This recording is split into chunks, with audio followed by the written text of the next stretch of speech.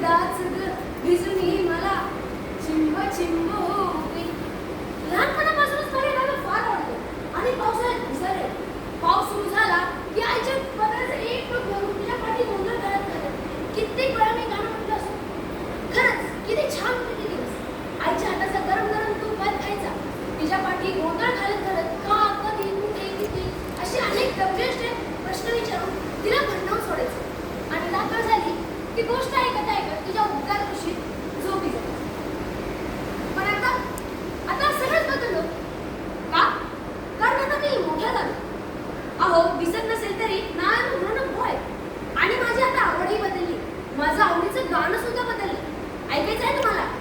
ए I मला निबंध लिहू दे, ए आय मला प्रश्नांची उत्तरे शोधून दे. ए आय हा हा हा हा म्हणून सांगतो, ए आय हाती आल्यापासून जगणं एकदम सोपं झालं.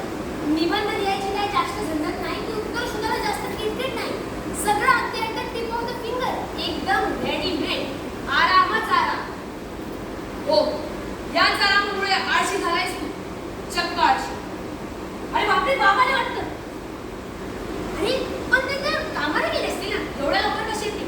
वाटतं मला हाच झाला असेल.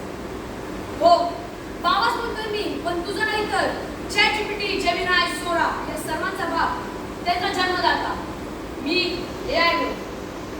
हे पण तू अचानक असं नाही बोलायला लागला? मी तर तुला असं कुठला प्रॉब्लेम दिला नव्हता. मेरी मर्जी. तुझी मर्जी. अरे तुझी अशी कुठली मर्जी तरी आहे का रे?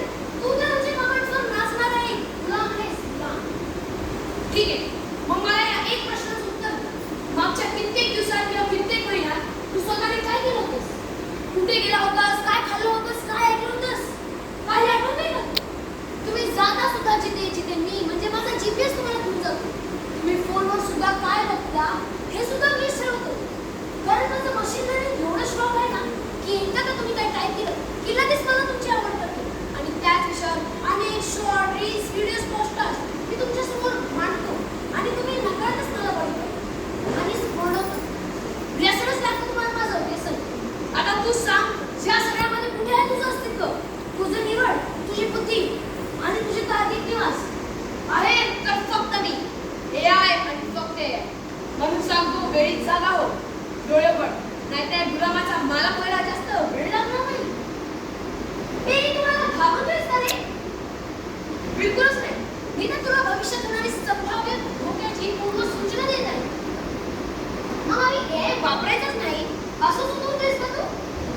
असंही नाही. आजच्या तंत्रस्नेही जगात AI ही एक जादूची गाणी आहे. फक्त तिला कधी, कुठे आणि कितपत फिरवायची एवढंच ठरवता आलं पाहिजे.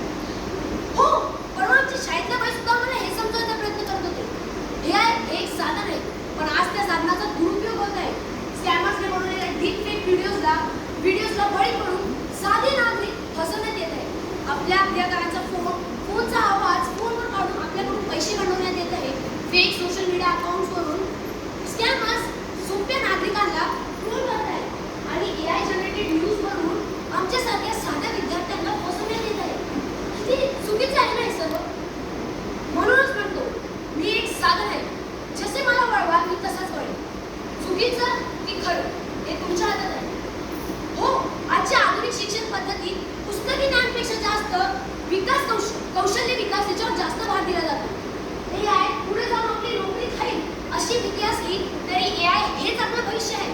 जर आपण वेळेस तंत्रज्ञान आणि AI बद्दल शिकलो तर AI आपल्याला ताकदून बाहेर काढणार नाही, तर त्या आपलं भविष्य बनेल. ते आपलं काम अजून सोपं आणि प्रभावी बनेल. आजच्या बदलत्या काळासोबत स्वतः अपडेट करणं हीच सगळ्यात मोठी गरज आहे.